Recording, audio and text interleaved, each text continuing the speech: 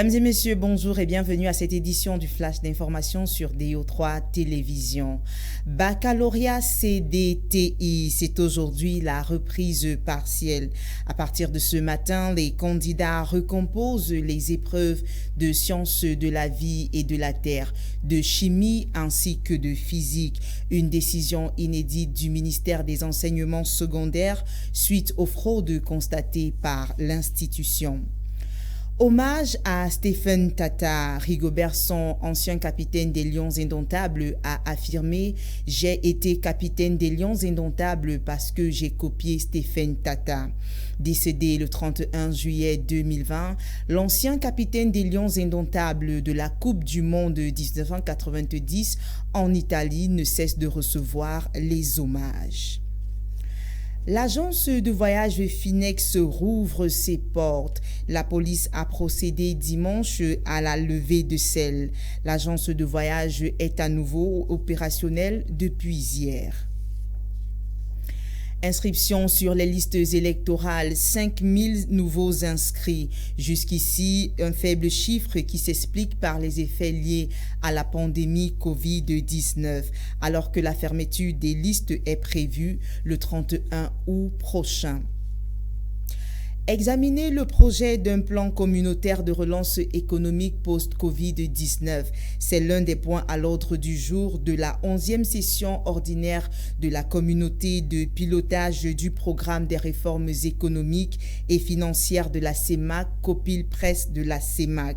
Prévu cet après-midi, les travaux sont présidés par Gilbert Ondongo, ministre d'État, ministre de l'économie et de l'industrie du portefeuille public de la République du Congo, président du dit comité. Les membres du Copil Presse CEMAC discuteront par ailleurs des grandes orientations d'un nouveau cadre stratégique pour les accords de seconde opération des pays de la CEMAC avec le Fonds monétaire international. C'est en vue de parvenir aux objectifs de consommation structurelle des économies de la sous-région Afrique centrale. Klaxons, sifflets, drapeaux et danse. Une ambiance festive dans les rues d'Addis Abeba pour fêter le remplissage du barrage sur le Nil. Des dizaines de milliers d'habitants ont inondé les rues de la capitale dimanche. Les autorités avaient appelé la population à soutenir l'achèvement de la méga-construction. Les autorités éthiopiennes affirment que le barrage devrait fournir l'électricité à près de 110 millions de citoyens et les aidera à sortir de la pauvreté, faisant du pays un important exportateur d'électricité dans la région. Ce gigantesque chantier, entièrement financé par l'Éthiopie, a créé des tensions entre les trois pays voisins. Mais les négociations qui ont jusqu'à présent échoué pourraient progresser dans les semaines à venir. Au Niger, le pays célèbre ce lundi 3 août ses 60 ans d'indépendance. Un pays véritablement pris de ressources naturelles, économiquement fragile et traversé depuis plusieurs années par des instabilités politiques et des crises sécuritaires. 2 astronautes de la NASA sont revenus sur Terre dimanche à bord d'une capsule de la société SpaceX après 2 mois dans l'espace. Une mission de démonstration réussie ouvre la voie à des vols réguliers avec ce nouveau véhicule spatial.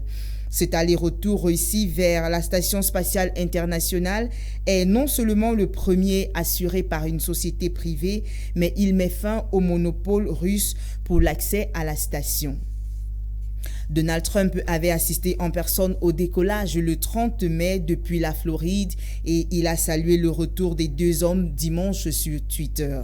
La NASA utilisera Dragon pour envoyer 4 astronautes à la fois, dont un japonais lors de la prochaine mission en septembre et le français Thomas Pesquet au printemps 2021. Mesdames et messieurs, c'est ici que s'achève ce flash d'information. Restez fidèles au programme de DO3 Télévision.